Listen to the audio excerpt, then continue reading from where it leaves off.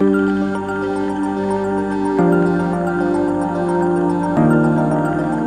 relevance of market parties work together with public sector on infrastructure is because of the immense societal issue that we're facing.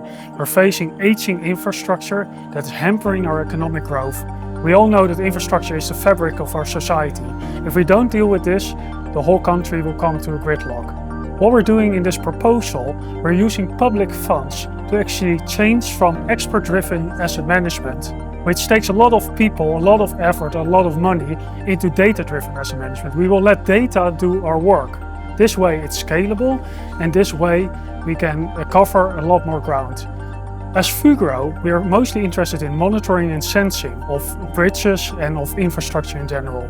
We take the learnings from this program abroad and apply it to other countries like in the US and the UK.